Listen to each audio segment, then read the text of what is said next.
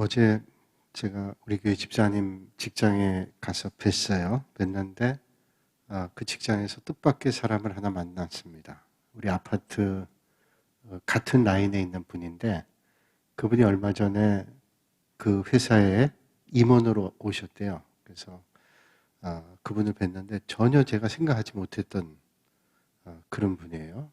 뭐 생각하지 못했다는 게 뭐냐면 저는 그분이 교역자였나? 아니면 교회 장로님이나 그렇게 생각했어요. 뭐 장로님도 직장 다니지만 그렇게 생각하고 있던 분인데 정말 생각하지 못했던 분을 거기서 만났어요. 인사하고 그분이 그러시더라고요. 목사님 제가 알고 있는데 인사를 정식으로 드렸어야 되는데 여기서 이렇게 뵙고 인사드린다고. 그리고 명함을 받았습니다. 근데 제가 그분에 대한 느낌은 그저 우리 아파트 같은 라인이니까 올라갔다 내려갔다 하면서 이제 예배 시간에 많이 보게 되죠. 새벽 같은 데는 뭐 많은 분들이 다니지 않으니까 새벽 기도 갈 때는 자주 보게 됩니다.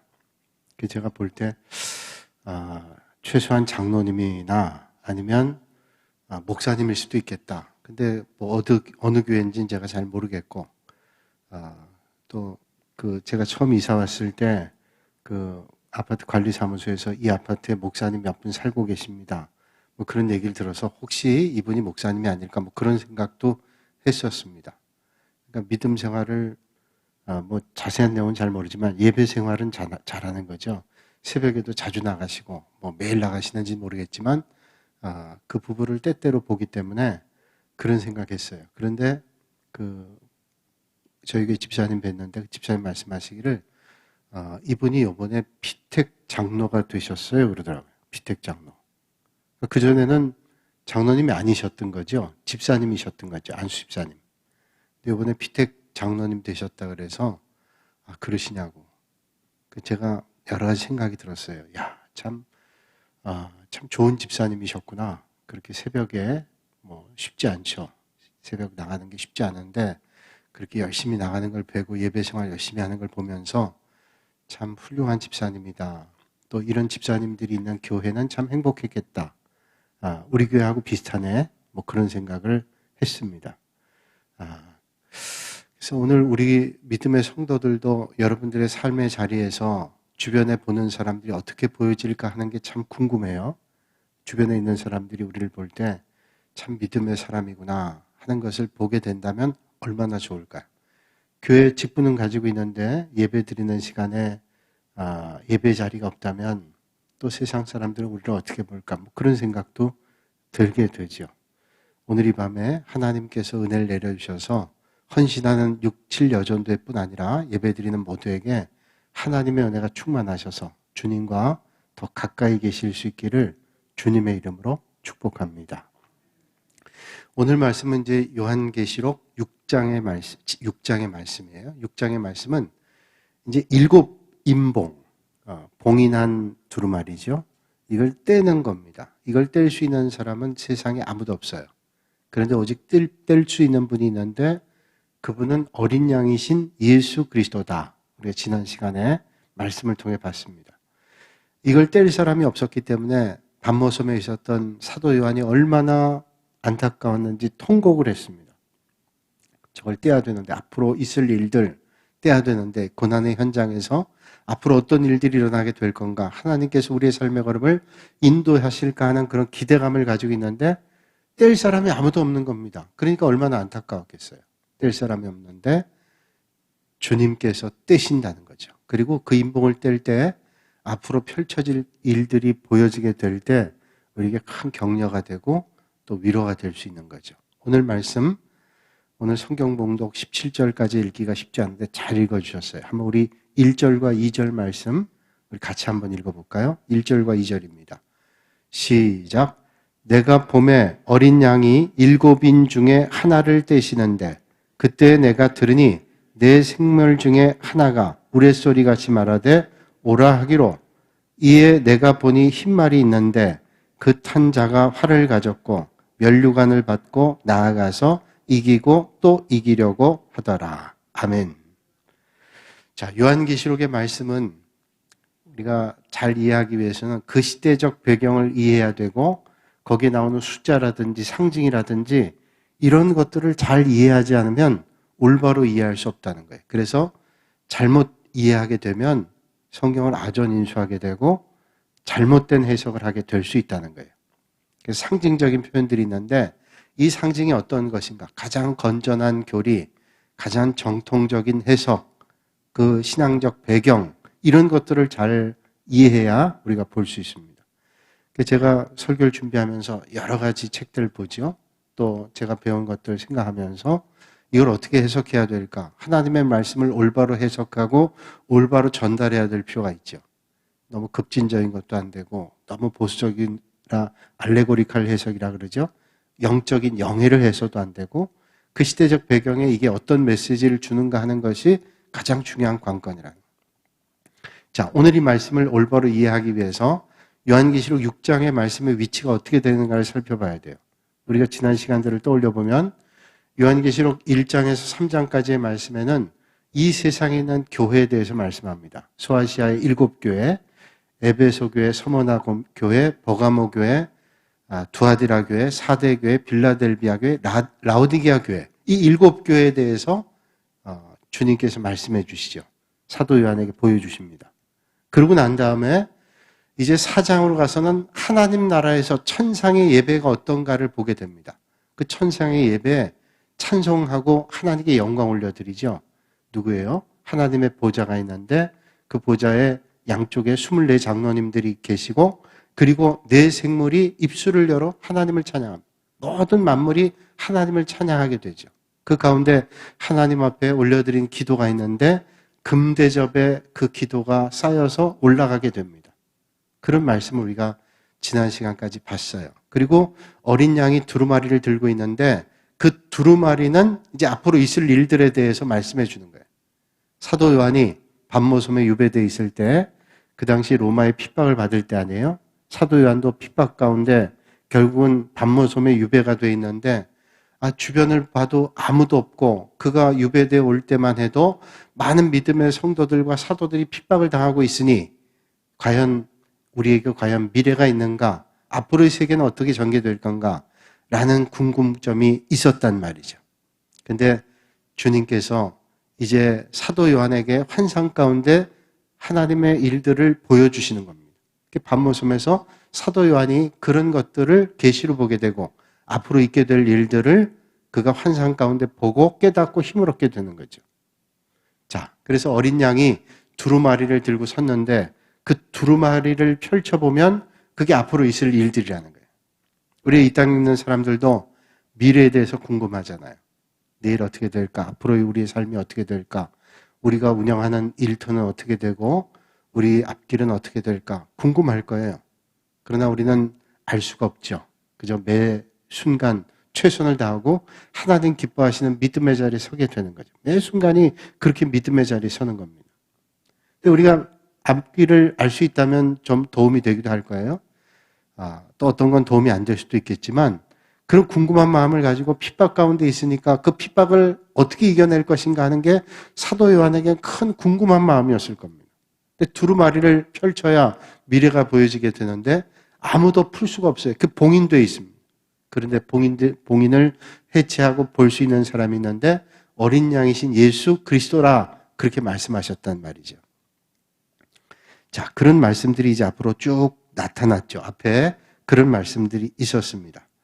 그래서 그 말씀이 쭉 이어지면서 이제 오늘 말씀의 시작이 되는 거죠. 그래서 그 하늘의 광경을 봤더니 예배하는 장면들이 있었고 모든 생물들이 그리고 장로들이 이 장로들 24장로는 구약의 12명 12지파 그리고 신약의 12명의 사도 예수님의 제자들을 의미한다 그랬어요. 그 말은 상징적인 표현이지만 전체 그리스도인들을 얘기한다 이런 말씀이었습니다. 그러니까 모든 성도들을 얘기한다는 거예요. 그리고 오늘 본문 6장에서부터 8장 1절까지의 말씀에는 7 봉인을 풀면서 나타나게 될 하나님의 계시의 말씀을 우리에게 말씀해 주고 있습니다. 두루마리 7인을 하나씩 뗍니다. 첫째 두루마리, 둘째 두루마리 이렇게 떼면서 하나님의 나라의 신비를 우리에게 보여주시는 거예요. 그래서 우리는 요한계시록을 볼 때 그런 기대감이 있어요. 첫째 두루마리를 떼면 어떤 일들이 있는데 그 어떤 일들이 우리에게 오늘 주시는 메시지가 뭘까?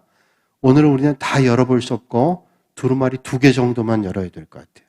너무 많이 알면 이미 주님께서도 말씀해 주셨지만 우리가 찬찬히 두루마리를 풀러서 오늘 우리에게 말씀하시는 게 뭔가를 깨닫는 것이 더 중요하다는 말씀이죠.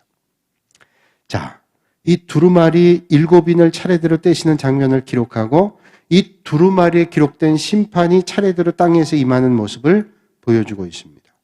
오늘 본문에 예수님께서 하나님 오른손에 있는 두루마리를 취하시지요. 7인 중에 첫째 인을 떼실 때 일어나는 일들을 먼저 말씀해 주고 있습니다. 이 어린 양이 7 봉인된 두루마리 가운데 첫 번째를 뗍니다. 요한계시록 6장 1절에 이렇게 말씀하죠. 내가 봄에 어린 양이 7인 중에 하나를 떼시는데 그땐 내가 들으니 내 생물 중에 하나가 우레소리 같이 말하되 오라 하기로 그랬습니다. 두루마리를 떼는데 내 생물 가운데 하나가 오라 그랬단 말이에요. 우레소리 같다는 큰 소리죠. 큰 소리가 나서 오라 그랬습니다. 요한은 예수님의 부르심 받아 하늘로 올라가고 하늘의 여러 가지 형상들을, 하늘의 여러 가지 광경들을 봤습니다. 요한은 자신이 본 하늘의 광경을 기록하면서 뭔가 새롭고 중요한 장면들을 보면 늘 어떤 표현을 하는가 하면 하늘의 광경을 보면서 내가 봄에 이렇게 얘기를 해요. 왜 내가 봄에라는 걸 강조하는지 아세요? 그 환상의 내용들이 그냥 상상이 아니라 내가 틀림없이 봤다라는 것을 강조하는 거예요. 보지 않고 목격하지 않고 이런 말을 전한다 그러면 사람들이 믿지 않겠죠. 그러니까 환상 가운데 틀림없이 내가 봤다. 그런 의미로 강조하는 거예요. 내가 봤다. 내가 봄에 그렇게 말씀하고 있습니다. 내가 보니까 어린 양이 7인 중에 하나를 떼시는데 어린 양이신 예수님께서 하나님의 오른손에 있는 두루마리를 취해서 그 7 봉인 가운데 되어 있는 하나를 먼저 뗐어요. 하나님께서 가지고 계신 두루마리를 받아 떼는데 하나님께서 그것을 피하거나 막거나 하지 않고 그대로 주셨다는 것은 어린 양 예수께서 봉인을 해체하는 것을 하나님은 받아들이셨다는 거예요. 그렇게 하도록 내버려 두셨다는 거죠. 자, 그러면 두루마리는 어떤 걸까요? 우리가 성경 두루마리를 보통 얘기할 때 예전에 이스라엘이 그 쿰란이라는 곳에서 그 두루마리를 발견했어요. 우리가 지난번 성진 순례 갔을 때 쿰란 사본이라는 걸 봤습니다. 쿰란이라는 광야가 있는데 여기에 두루마리가 담겨져 있었어요. 처음엔 알지 못했는데 어떤 아이가 굴 속에 들어가기가 무서워가지고 거기 맹수도 있을 수 있잖아요. 그래가지고 그 굴 속에다가 돌을 던졌는데 돌이 쨍그랑하는 소리가 들리는 겁니다. 그러니까 뭔가 닿았어요. 항아리가 있는 거죠. 저게 도대체 무슨 항아리가 있을까? 이스라엘의 광야에는 굴이 엄청나게 많습니다. 우리가 상상하는 정도의 굴이 아니에요. 온통 둘러보면 광야 벽에 굴이 많아요. 근데 그 굴, 용변을 보거나 어떤 일이 있어 들어가야 될 때 두렵단 말이죠. 그래서 돌을 던졌는데 땡그랑 하는 소리가 나가지고 어른을 불러다가 확인해 보니까 거기에 두루마리가 있었어요. 항아리 안에. 두루마리 뭐냐? 하나님의 말씀이죠. 옛날에 이 두루마리는 하나님의 말씀을 적어놨던 것입니다. 그래서 양피지라든지 또는 갈대를 엮어가지고 그걸 종이로 썼는데 거기서 발견된 게 양피지예요. 두루마리. 그런 두루마리라고 우리는 이해할 수 있는데 이 두루마리의 특징은 2가지인데 첫째는 우리가 요한계시록 6장 안에 그 전에 보면 이 두루마리의 안과 밖에 글이 써 있다 그랬습니다.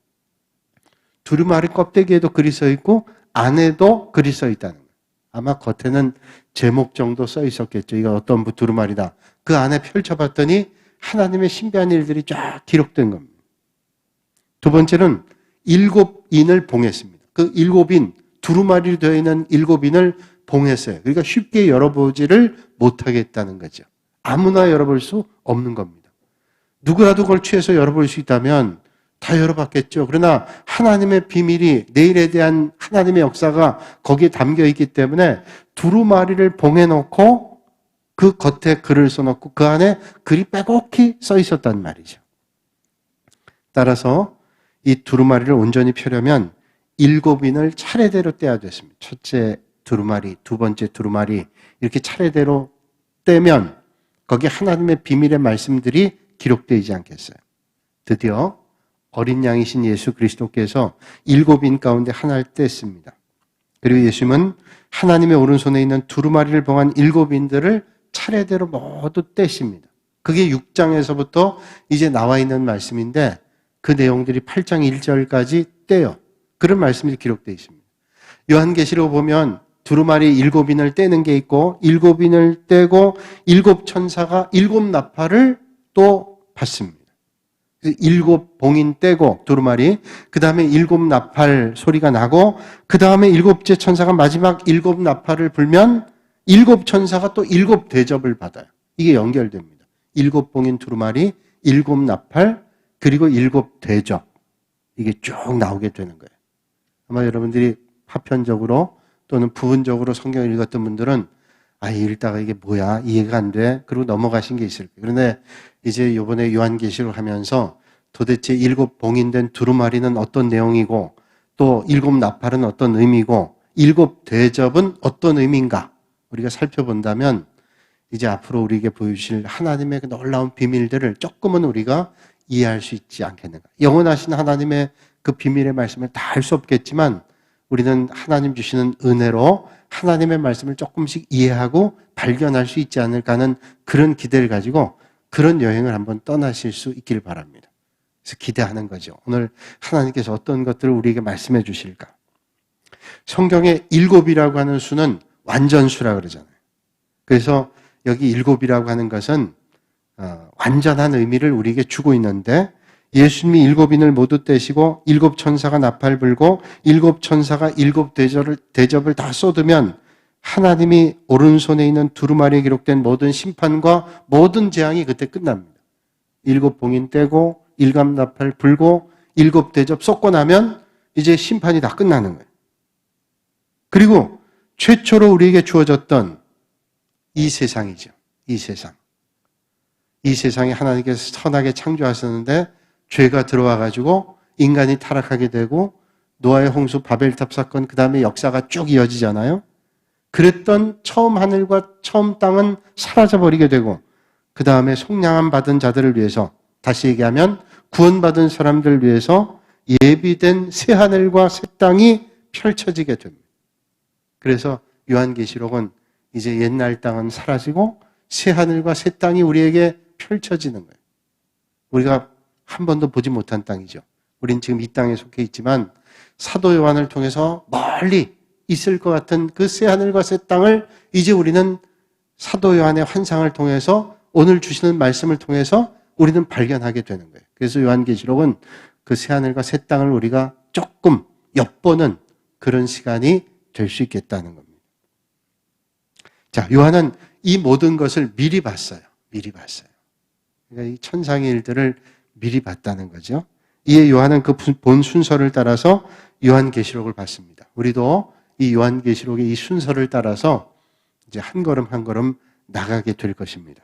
자, 오늘 1절 후반부의 말씀, 다시 이제 오늘 본문으로 가서 1절 후반부의 말씀을 보면 이런 말씀이죠. 그때 내가 들으니 네 생물 중에 하나가 우레소리 같이 말하되 오라 하기로. 어린 양이 첫째 인을 떼는데 큰 소리가 납니다. 큰 음성이 들립니다. 그러니까 여러분, 큰 음성이 들리고 소리가 들리면 본능적으로 거기에 눈이 가고 귀가 가지 않겠어요? 그래서 요한은 그의 관심을 그 들려오는 소리로 당연히 옮겨지게 됩니다. 그때 우레소리 같이 말하는 이는 네 생물 중에 하나였어요. 네 생물. 여러분, 네 생물이 어떤 거죠? 소, 또 사자, 독수리, 그 다음에 사람, 그렇게 얘기했죠. 그래서 전통적인 우리의 해석은 뭐냐면 가축의 왕, 소, 그리고 맹수의 왕, 사자, 그리고 만물의 영장인 사람, 그리고 조류의 대표인 독수리.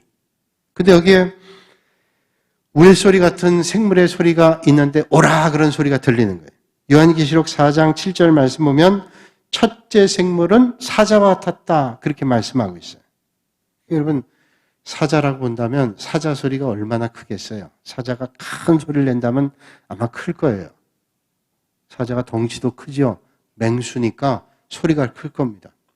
개도 보니까 덩치가 크면 소리가 크더라고요. 조그만 강아지들은 소리가 작아요. 근데 덩치가 큰 개들은 소리가 커요. 그래서 어린 강아지도 이게 덩치가 크니까 소리가 커서 상대방이 무섭게 느껴지잖아요. 사자 같은 맹수는 얼마나 큽니까? 그러니까 소리가 크단 말이에요. 큰 우레소리 같은 소리가 들려오게 됩니다. 그런데 여기에 우리는 우레소리 같은 큰 소리다. 거기에만 우리가 관심을 가지면 안 되고 이 우레소리는 뭐냐? 하나님께서 내리실 심판과 하나님께서 내리신 진노를 상징하는 거예요. 큰 우레소리는 하나님의 심판과 진노다. 라고 하는 것을 우리는 먼저 이해해야 된다는 거예요. 요한계시록 4장 5절 말씀, 오늘 본문 이전에 있는 말씀 보면 하나님의 보좌로부터 번개와 음성과 우레소리가 계속해서 나고 있었는데 모두 하나님의 진노와 심판을 상징하는 것들이었습니다. 또 오늘 본문 뒤에는 요한계시록 8장 5절 말씀 봐도 예수님이 마지막 7죄인을 떼실 때도 역시 우레소리가 들립니다.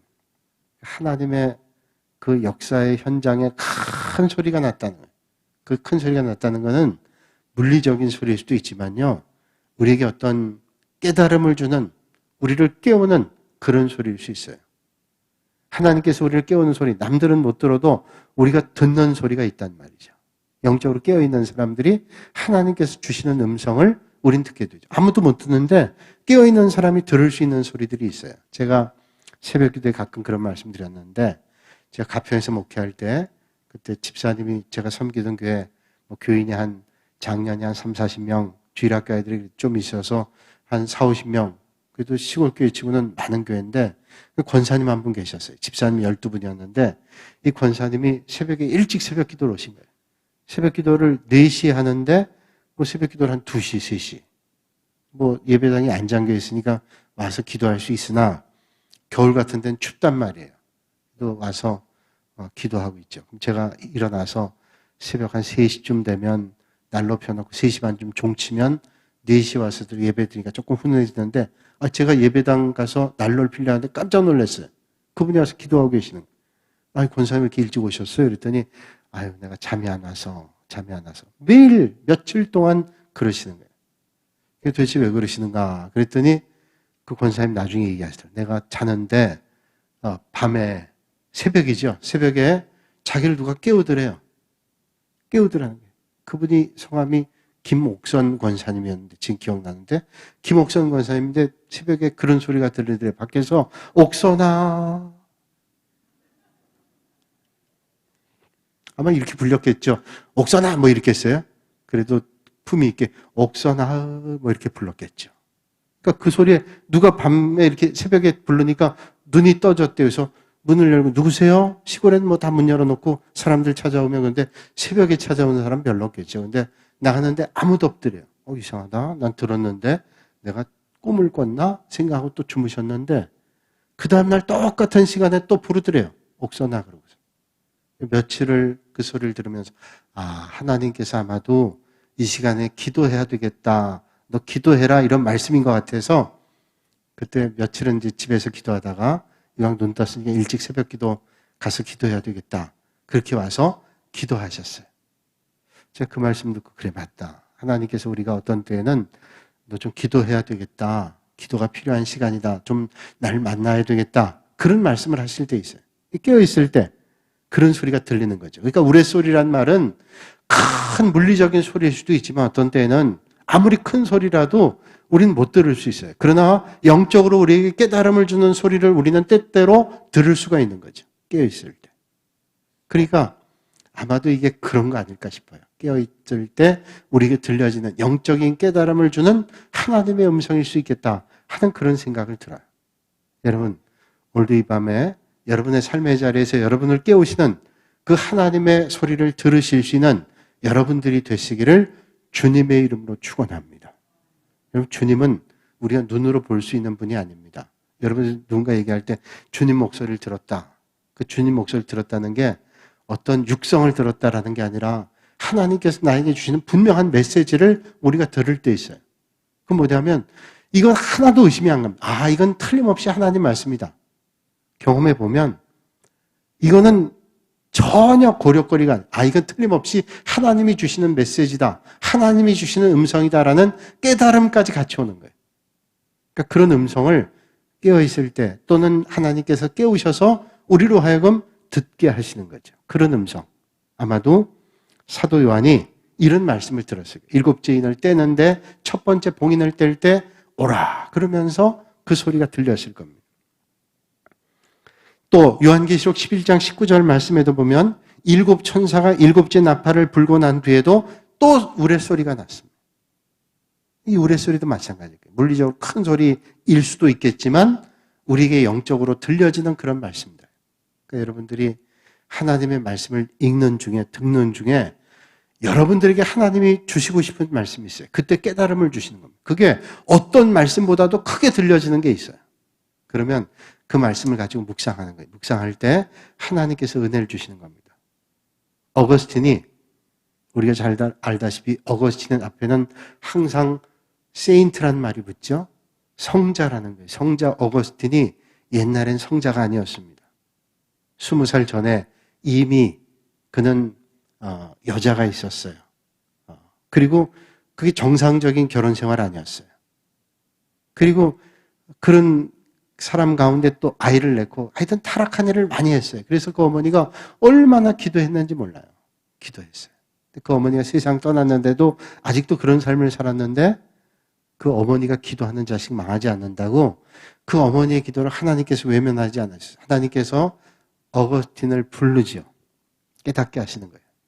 어거스틴이 길을 가다가 어디선가 소리가 들립니다. 아이들이 놀고 있는 소리인데 그 아이들이 놀고서 이런저런 얘기를 하는데 그 이런저런 얘기를 하는 가운데 자기에게 들려오는 소리가 있는 거예요. 아이들이 떠들고 놀 때 그 떠들고 노는 소리가 뭐 얼마나 많은 소리가 들리겠어요. 그런데 그 많은 말 속에서 딱 2개 단어가 들리는데 톨레레게라는 말이에요. 톨레레게. 라틴어인데 톨레레게라는 말은 레게라는 말은 읽어라는 말이고 톨레라는 말은 집어라는 말이에요. 그 아이들이 수백 마디, 수천 마디를 거기서 하면서 놀고 있는데 길을 가다가 뭐 아이들이 떠들면 떠드는 소리 들릴 거 아니에요. 그런데 톨레레게라는 말이가 계속 자기에게 반복해 들리는 겁니다. 그래서 도대체 이게 무슨 메시지인가? 그냥 들려지지 않을 수 있는 말인데 톨레레게라는 말이 집에 와도 이게 마음에서 떠나지 않아요. 그래가지고 집에 가서 그 말을 생각하고 있는데 앞에 성경이 있는 겁니다. 톨레레게가 집어라 읽으란 말 아니에요. 그래서 그 성경을 집어들고 읽었답니다. 로마서 13장 말씀이 그에게 들어오면서 술 취하지 말라, 방탕하지 말라 이런 말씀이 나오는 거예요. 하나님의 말씀이 그에게 꽉 왔죠. 부딪힙니다. 하나님의 말씀이 들어오면서 그가 완전히 회심하는 역사가 있게 돼요. 그래서 어거스틴 회심록을 썼잖아요. 철저한 회심을 하고 주님 앞에 섭니다. 그래서 그는 탕자 어거스틴이 아니라 우리의 기억 속에서는 성자 어거스틴 되는 거예요. 주님이 그를 만나주시고 그를 강권적으로 불러주셨어요. 영적인 소리가 그에게 들린 겁니다. 그러니까 아이들이 뛰어노는 그런 소리 가운데 그에게 가슴을 때리는 소리가 그에게 들려왔다. 하나님의 은혜죠. 생각해보면 오늘도 이 밤에 은혜 자리로 불러주신 것은 하나님의 은혜입니다. 여러분, 은혜 자리를 놓치지 않고 매 순간 말씀하시는 하나님의 은혜가 여러분들에게 있어지실 수 있기를 주님의 이름으로 축원합니다. 이런 은혜를 우리를 붙잡아 주시고 우리를 은혜 자리를 이끌어 주시는 거 아니에요. 그래서 우레소리가 들리는데 그 우레소리가 오라 하는 그런 말씀이에요. 그 첫째 생물의 부름에 따라서 이 땅에 임할 하나님의 심판이 어떤 걸 상징하고 있는가를 말씀해 주고 있는 겁니다. 그리고 그 정체가 이제 서서히 밝혀지기 시작하는 거예요. 여러분, 하나님은 사람에게 행한 대로 보응하시는 그런 분이죠. 요한은 이제 그 봉인을 떼면서 어린 양 예수가 봉인을 떼면서 보여지는 그 말씀을 보게 되는데 흰 말과 그 위에 탄 자를 봤습니다. 자, 여기 보면 봉인을 뗄 때 여러 가지 말이 나와요. 흰 말도 나오고 붉은 말 나오고 청황색 말도 나오고 그 또 말 탄 사람 면류관 쓰기도 하고 활을 붙잡고 있기도 하고 여러 가지가 나오는데 첫 번째 봉인을 뗐는데 거기에 흰 말을 타고 그리고 그 위에 탄 사람이 보였어요. 6장 2절에 말씀하죠. 이에 내가 보니 흰말이 있는데 그 탄자가 활을 가지고 있어요. 그리고 면류관을 받고 나가서 이기고 또 이기려고 하더라. 말씀해요. 자, 이거 천천히 뜯어보면 흰말이 있는데 그 흰말을 탔어요. 백마 탄 사람이죠. 그런데 이 사람이 활을 가지고 있습니다. 활을 가지고 있는데 활을 가지고 있는 사람은 활을 쏘려고 하면 뭐가 있어야 돼요? 화살이 있어야 돼요.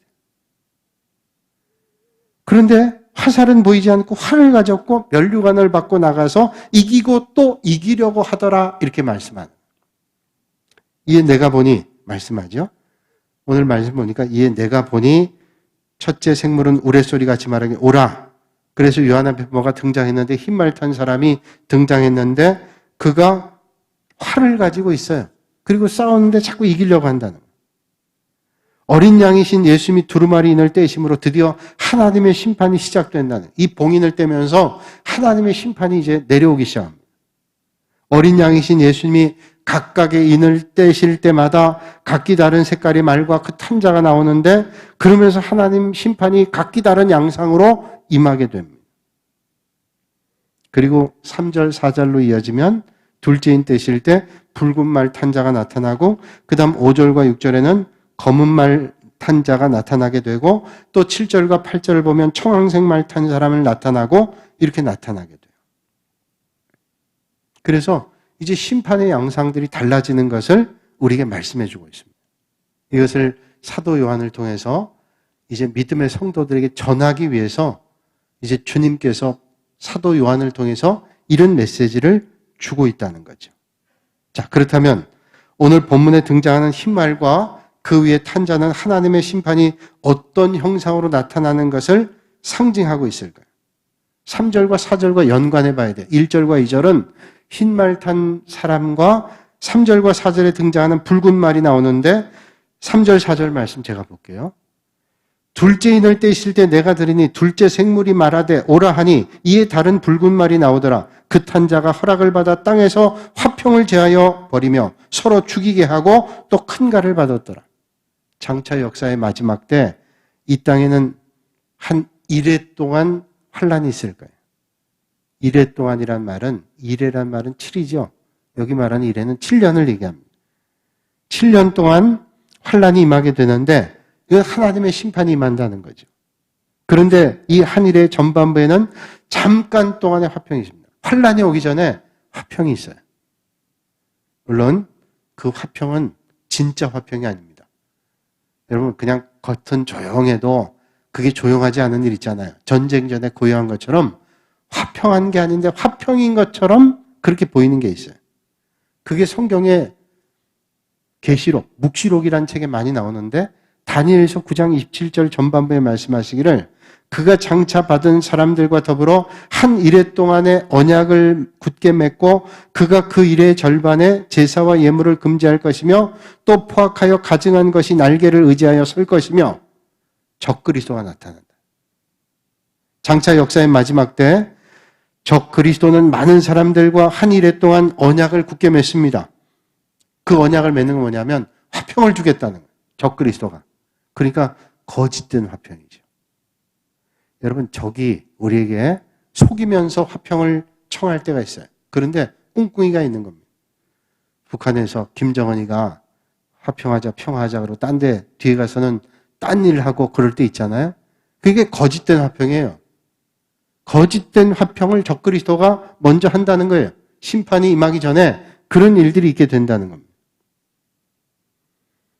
마지막 때 적그리스도는 많은 사람들과 이래 동안 언약의 약속을 맺는데 그 결과로 잠깐 동안 평화가 있는 것 같지만 그래서 예루살렘 성벽도 재건되고 그러면 유대인들이 거기서 하나님 앞에 나와 제사와 제물을 드리기도 하고 그런데 이래가 지나면 7년이 지나면 적그리스도는 언약을 파괴하고 하나님 앞에 드리는 제사와 예물을 금하게 하고 적그리스도가 마치 하나님인 것처럼 행세를 하면서 모든 사람의 숭배를 받게 된다. 그러니까 가짜였어요. 화평을 한 게 아니라 평화를 한 게 아니라 다른 꿍꿍이를 하고 있었다는 거예요. 이게 마귀가 하는 일입니다. 마귀가 자기 힘이 안 될 때는요 슬그머니 화평하자 그럽니다. 거기 속으면 안 됩니다.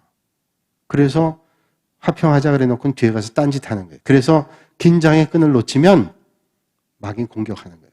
여러분 성경에 말씀하죠. 마귀 하나 쫓아놨더니 마귀가 몇 마리가 들어와요? 얘기를 해보세요. 몇 마리요? 그렇죠.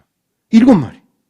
다 청소해놨더니 와서 때리고 와요. 그러니까 우리는 하나님 나라 갈 때까지 절대로 긴장을 놓치면 안 돼요. 이게 됐구나. 되긴 뭐가 돼요. 여러분 영적 전쟁 되는 거 없습니다. 가만 보니까 절대로 되는 거 없어요. 우리는 항상 긴장을 놓치면 안 돼요. 하나님 나라 갈 때까지 왜 성경이 말씀하는 거예요? 제 생각이 아니라 하나님 말씀 마귀 쫓아놨더니 마귀가 때려오는 겁니다. 그러니까 우리는 힘들지만 평안하게 그렇게 우리가 이 땅에 살아야 되겠다 생각하는 것보다 하나님 주시는 힘으로 매 순간 우리는 살아간다는 마음 가지고 살아야지 긴장의 끈을 놓치면요. 언제 마귀가 올지 몰라요. 그래서 늘 깨어서 기도하지 않으면 안 되는 거예요. 오늘 헌신하시는 67 여전도 회원도 마찬가지입니다. 오늘도 이 땅에 살지만 늘 주님 바라보면서 깨어서 기도하시는 67 여전도들이 되시기를 주님의 이름으로 축복합니다. 그래서 그런 긴장을 놓치지 않고 살아가게 되면 하나님의 은혜가 우리가 마땅히 감당할 수 있는 은혜로 하게 되는 거예요. 그럼 예수 믿는 게 너무 힘들고 어렵지 않아요? 아니요. 그렇게 우리가 늘 깨어 살면 그게 우리의 삶이 되고 그러면 매 순간 주님을 의지하기 때문에 그게 힘든 게 아니라 기쁜 일이 되고 감사한 일이 돼요. 근데 이게 무방비 상태가 되면요. 이제 다 끌려가고 마귀에 끌려가면서도 그게 어떤 상황인지를 모르게 되는 거예요. 늘 깨어서 하나님 앞에 기도하는 거죠. 오늘도 이 밤에 마찬가지입니다. 우리가 깨서 하나님의 말씀을 따라 살고 늘 긴장을 놓치지 않고 믿음의 자리에 서실 수 있는 그래서 가장 복된 여러분들이 되시기를 주님의 이름으로 축원합니다. 이 땅에서 느슨하다가 영원한 천국을 놓치면 어떡하겠어요? 안 되는 거죠. 마귀는 화평하자 평화하자 그러고 나중에는 주님 몸된 교회 성전에 주인 노릇합니다. 내가 주인이야? 이거 조심해야 돼요. 여러분 우리가 깨어있지 않으면 내가 주인 될 수 있어요. 아니 주님이 주인이지 왜 내가 주인 돼요? 이거 늘 내 마음속에 경찰을 세워놓지 않으면 그렇게 될 수 있다는 거예요.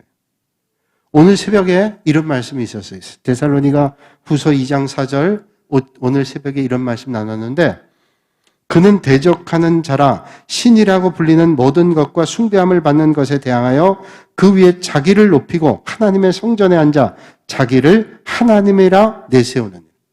자기를 하나님이래요. 여러분 잘못하면 우리가 주님 몸된 교회를 섬기고 하나님 나라를 이룬다고 하면서 깨어있지 않으면 슬그머니 자기가 하나님 되는 겁니다. 주인 되는 겁니다. 적그리스도는 자신을 하나님으로 숭배하지 않은 자들을 몹시 박해할 거예요. 너 내 편 아니야? 자기가 주인 노릇하면서 왜 나를 숭배하지 않아? 날 따르지 않아? 그리고 박해할 거예요. 그런다고 그 박해가 두려워서 참 하나님께서 주인 되시는 성전을 주님 몸된 교회를 내버리고 아닌 것이 주인 되도록 내버려 두겠어요? 절대로 그래서 안 돼요. 여러분 늘 깨서 주님만이 우리 인생의 주인이고 우리 교회의 주인이고 우리의 삶의 주인이고 우리는 그 주인 되시는 주님을 따라서 참된 청지기들이 되시기를 주님의 이름으로 축원합니다. 그렇게 살아갈 때 하나님 기뻐하시는 믿음의 자리가 되는 거예요. 오늘 이 밤에 우리의 삶의 주인은 주님입니다 하는 믿음의 고백을 가지시고 그 주님 따라서 맡겨주신 일을 잘 감당하시는 우리 여전도연들 67 여전도연들과 믿음의 성도들이 되시기를 주님의 이름으로 축원합니다. 거룩하신 아버지 하나님, 오늘도 이 밤에 저희를 불러주시고 또 사도 요한을 통해서 앞으로의 일들을 계시로 보여주시는데 우리의 눈을 활짝 열고 귀를 열어 주의 말씀을 따라서 오늘 이 땅에 우리가 어떻게 살아야 될까 믿음의 결단하는 이 밤이 되게 하여 주시옵소서. 특별히 67 여전도연으로 불러주셔서 주님 몸된 교회 섬길 수 있도록 은혜 주시니 감사합니다. 잘 섬겨서 하나님 나라의 기둥처럼 든든하게 서가게 하시고 하나님의 영광 위에 살아갈 때 이 세상에 이런 더불어 잘 되는 귀한 복이 우리 여전도연들 믿음의 성도들 모두에게 있게 하여 주시옵소서. 예수님의 이름으로 기도하옵나이다. 아멘.